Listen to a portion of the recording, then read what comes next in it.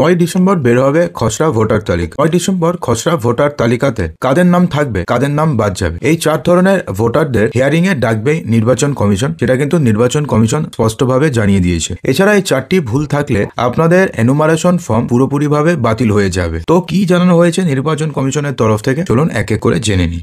9 December voter লিস্টের খসড়া তালিকা প্রকাশ করবে নির্বাচন কমিশন। তার আগে 25শে নভেম্বর অ্যাপে ফর্ম আপলোডের কাজ শেষ করতে হবে সমস্ত বিএলওদের, এমনটাই নির্দেশ ছিল নির্বাচন কমিশনের। 4 ডিসেম্বর ফর্ম ডিজিটাইজেশনের শেষ দিন। খসড়া তালিকার পরে ঝাড়াই বাছাইয়ের কাজ শুরু হবে। তো প্রশ্ন হচ্ছে ওই তালিকাতে কাদের নাম থাকবে আর কাদের নাম বাদ পড়ার সম্ভাবনা রয়েছে। দেখুন কাদের নাম থাকবে, প্রথমে আমরা জানিয়ে দিই যে কাদের নাম থাকবে। কমিশনের তরফ থেকে জানানো হয়েছে যে যারা ফর্ম জমা দিয়েছেন সবার নামই থাকবে খসড়া ভোটার তালিকাতে, অর্থাৎ যারা এনুমারেশন ফর্ম তুলেছেন এবং যারা এনুমারেশন ফর্ম জমা করেছেন তাদের প্রত্যেকের নামই থাকবে খসড়া ভোটার তালিকাতে। কমিশনের ওয়েবসাইট এবং সংশ্লিষ্ট বুথে তালিকা বেরোবে, অর্থাৎ আপনি যদি চান ওয়েবসাইটেও তালিকা দেখতে পারেন, অথবা আপনি যদি সংশ্লিষ্ট বুথে যান তো সেখানেও আপনি তালিকা দেখতে পাবেন। মৃত অথবা অন্য কারণে বাদ পড়াদের তালিকা আলাদাভাবে প্রকাশ করা হবে, অর্থাৎ মৃত ভোটার এবং অন্য কারণে যদি কেউ বাদ পড়ে যায় তাহলে সেক্ষেত্রে তার তালিকা আলাদাভাবে প্রকাশ করবে নির্বাচন কমিশন। দুটো তালিকা হবে, একটার মধ্যে খসড়া তালিকা, একটার মধ্যে মৃত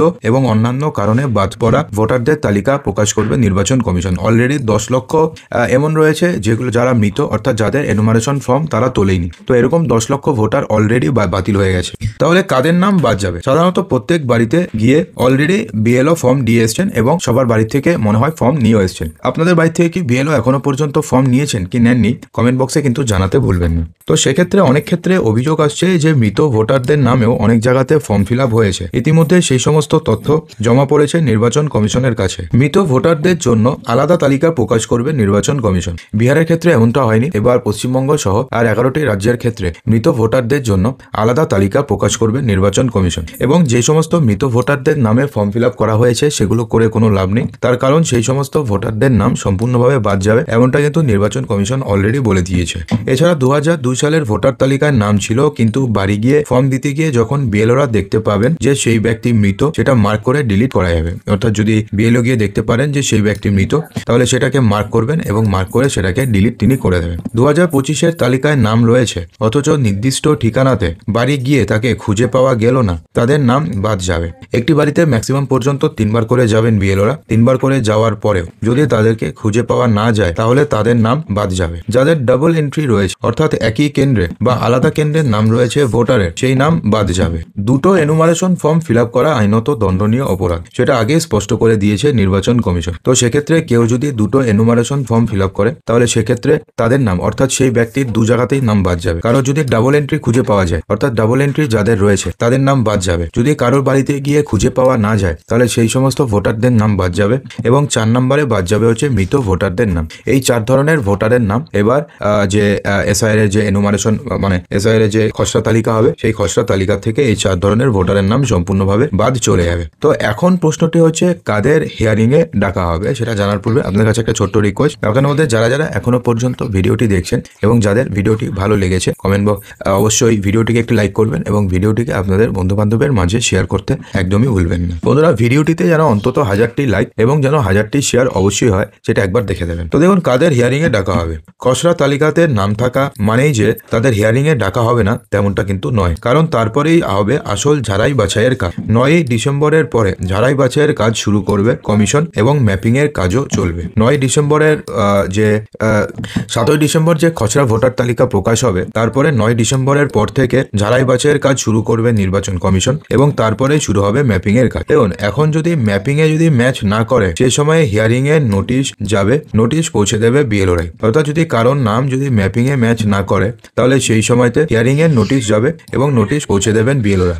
2002 সালের তালিকাতে যাদের নাম নেই, ইয়ারও যদি মনে করেন যে তাদেরকে ডেকে পাঠাতে, তাহলে তাদেরকে ডেকে তারা পাঠাতেই পারেন। এবং তারা যে তথ্য জমা দিচ্ছেন সেই তথ্যতে যদি ইয়ারও যদি সন্তুষ্ট না হন, ইয়ারও যদি মনে হয় যে তথ্যে কোনো প্রকারের ঝামেলা রয়েছে, তাহলে সেক্ষেত্রে ইয়ারও তাদেরকে ডেকে পাঠাতেই পারে। তখন ওই যে 11টি নথির কথা বলা হয়েছে, ওই 11টি নথির মধ্যে যে কোনো একটি নথি দেখাতে হবে। এছাড়া 2002 এর তালিকাতে যাদের নিজেদের নাম নেই এবং পরিবারের কারোর যাদের নাম নেই তাদের হিয়ারিং ডেকে পাঠাবে কমিশন। অর্থাৎ 2002 এর তালিকাতে যাদের নিজেদের নামও নেই এবং যাদের পরিবারের কারোর, যেমন ধরুন বাবা মা ঠাকুমা ঠাকুরদা এছাড়া দিদিমা দাদু, এই 6 জনের মধ্যে যদি কারোর নাম না থাকে তাহলে তাদেরকে তো 100% ডেকে পাঠাবে নির্বাচন কমিশন। যদি থাকে কারোর নাম তাহলে সেক্ষেত্রে যদি আরো মনে করেন যে তথ্যে কোনো প্রকারের ভুল হয়েছে অথবা কোনো প্রকারের কিছু জালিয়াতি হচ্ছে তাহলে সেক্ষেত্রে সেই সমস্ত ভোটারদের ডেকে পাঠাতে পারে নির্বাচন কমিশন। এছাড়া যদি কারো 2002 এর তালিকাতে যদি নাম থাকে সেক্ষেত্রেও তাদেরকে ডেকে পাঠাতে পারে নির্বাচন কমিশন।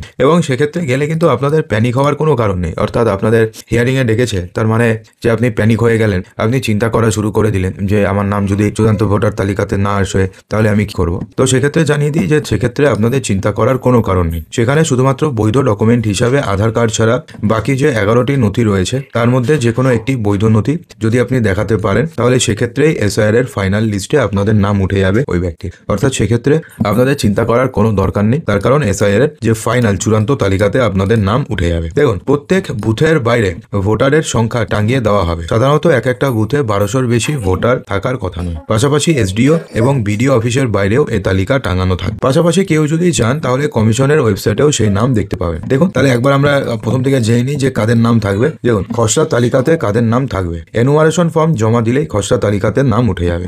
শুনানিতে কাদের ডাকবে, শেষ এসআইআর এ ম্যাপিং এ যদি অমিল হয় তাহলে তাদেরকে শুনানিতে ডাকা হবে। কাদের নাম বাদ যাবে, মৃত ভোটারের নাম বাদ যাবে। দেখুন, আর কি হবে, খসড়া তালিকাতে কাদের নাম থাকবে, এনুমারেশন ফর্ম জমা দিলেই তার নাম খসড়া ভোটার তালিকাতে থাকবে। শুনানিতে কাদের ডাকবে, 2002 এ নিজের নাম না থাকলে শুনানিতে ডাকবে। কাদের নাম বাদ, যাদের ঠিকানায় 3 বার গিয়েও বিএলও পাবে না তাদের নাম বাদ যাবে। এরপরে বলা হয়েছে, দেখুন, খসড়া তালিকাতে কাদের নাম থাকবে, এনুমারেশন ফর্ম জমা দিলেই নাম থাকবে। শুনানিতে কাদের ডাকবে, 2002 এ বাবা মা ঠাকুরদা বা ঠাকুমার নাম না থাকলে পরে শুনানিতে ডাকবে। এবং কাদের নাম বাদ যাবে, যাদের ঠিকানাতে পাওয়া যায়নি তাদের নাম বাদ যাবে। এছাড়া যদি ফর্মের তথ্য এবং কমিশনের তথ্য যদি কোনো প্রকারের অমিল হয় তাহলে সেক্ষেত্রেও শুনানিতে ডাকবে। এবং কাদের নাম বাদ যাবে, ডবল এন্ট্রি যে সমস্ত ভোটার রয়েছে তাদের নাম বাদ যাবে। তো বন্ধুরা, আশা করবো যে ভিডিওটিতে আপনাদের সমস্ত কিছুই সঠিকভাবে বোঝাতে পেরেছি। যদি ভিডিওটি ভালো লাগে তো লাইক করবেন, বন্ধুদের মাঝে প্রচুর শেয়ার করবেন এবং চ্যানেলটিকে সাবস্ক্রাইব অবশ্যই করবেন।